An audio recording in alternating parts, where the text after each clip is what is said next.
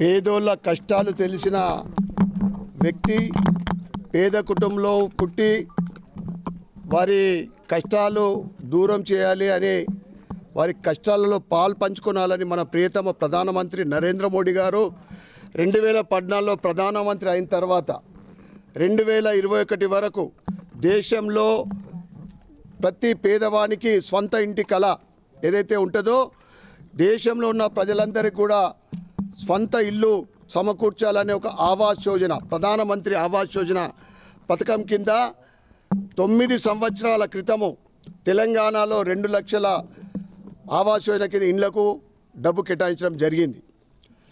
ఏదైతే గత 10 సంవత్సరాల బీఆర్ఎస్ పరిపాలనలో ఆ డబ్బుని కాళేశ్వరన్కో, మిషన్ భగీరథనో, మిషన్ కాకతీయకో డైవర్ట్ చేసి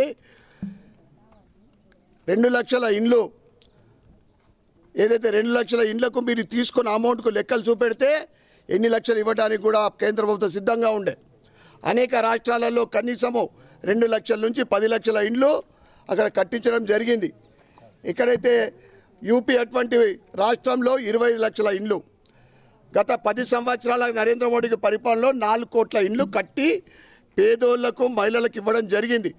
ఈ ఇళ్లలో ఆవాస్ యోజన కింద ఏ రాజకీయ పార్టీ కానీ మతాలకు కానీ అతీతంగా ప్రతి పేదవాడికి, అర్హత ఉన్న పేదవాడికి ఆవాస్ యోజన కింద ఇల్లు ఇవ్వడం జరిగింది.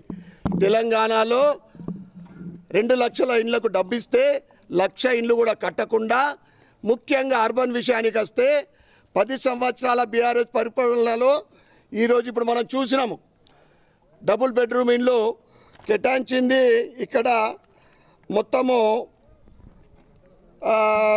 2500 ఇండ్లు, 2500 ఇండ్లు కేటాయిస్తే 400 ఇండ్లు డబుల్ బెడ్రూమ్ ఇండ్లు నాగారంలో కట్టి 4 సంవత్సరాలు కాబోతూ ఉన్నది. ఇక్కడ ఇప్పుడు పరిస్థితి ఎట్లా ఉందంటే, కిటికీలు లేవు, దర్వాజాలు లేవు, ప్లంబరింగ్ లేదు, కరెంట్ వైర్లు గుంజుకపోయినరు, అద్దాలు లేవు. ఇక్కడ 400 ఇండ్లు పూర్తి చేసిండ్రు. కలెక్టర్ ఆఫీస్ దగ్గర సుమారు 295 ఇండ్లకు 90% పని వర్క్ కంప్లీట్ అయింది.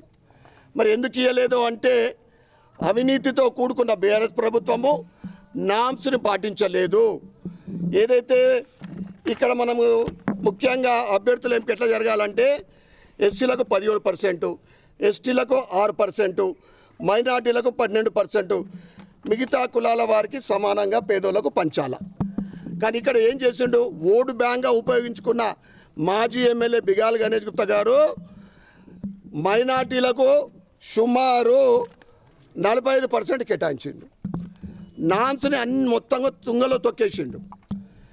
మేము సర్వే చేయించినాం ఎమ్మెల్యేగా అయిన తర్వాత, అభ్యర్థుల పట్టిక తీసుకొని చేస్తే ఇండ్లు ఉన్నోళ్లకు ఒక్కొక్క ఫ్యామిలీకి 2, బలిసినోడికి ఇండ్లు ఇచ్చిండు.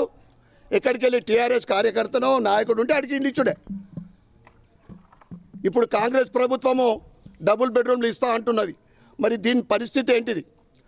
నేను ఎమ్మెల్యేగా అయిన తర్వాత కలెక్టర్ గారికి అనేక సార్లు నేను లెటర్లు ఇవ్వడం జరిగింది, నేను ఆదేశాలు కూడా ఇవ్వడం జరిగింది. ఏదైతే 1.25 crores స్పెషల్ ఫండ్ కింద డబుల్ బెడ్రూమ్ రిపేర్లకు వస్తే, ఈ కాంగ్రెస్ ప్రభుత్వము ఆడైతే మొత్తం దోచుకోపోయిన కేసీఆర్ అయితే ఈయన దగ్గర ఏం లేదు, చిప్ప ఏమైనా మిగిలితే మొత్తం ఢిల్లీకే మోస్తున్నారు వీళ్ళు.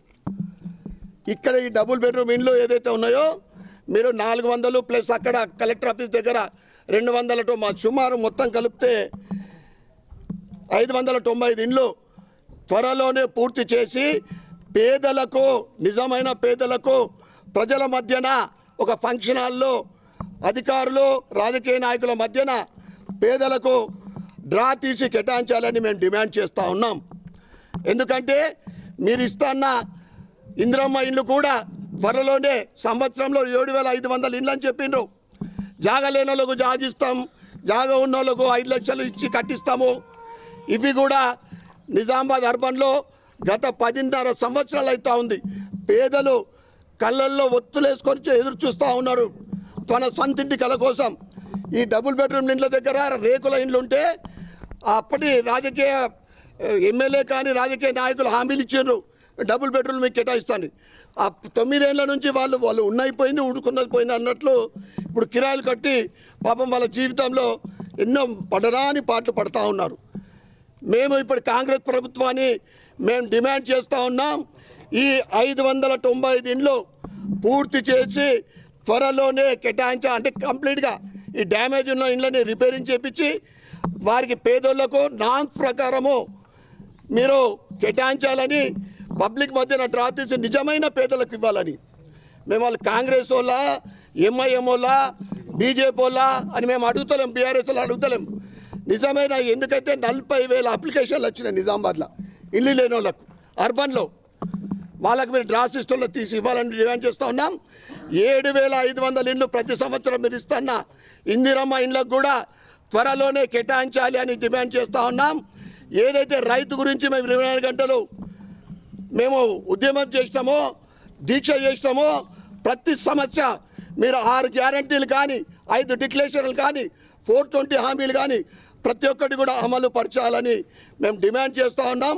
మేము భారతీయ జనతా పార్టీ అంటే పేదల పక్షాన, మహిళల పక్షాన, ఎస్సీ ఎస్టీల పక్షాన, బీసీ పక్షాన ఎప్పుడు కూడా మేము పోరాటానికి, పేదల పక్షాన పోరాటానికి సిద్ధంగా ఉంటాం. తప్పకుండా మీరు ఈ డబుల్ బెడ్రూమ్ ఇళ్లకు రిపేరింగ్కు మీరు స్పెషల్ ఫండ్ కేటాయించి రిపేరింగ్ చేసి ఇవ్వాలని, ఇందిరమ్మ ఇండ్లు కూడా ఈ మొదటి దఫా 7,500 ఇండ్లు కేటాయించాలని మేము డిమాండ్ చేస్తున్నాం. భారత్ మాతాకి జై.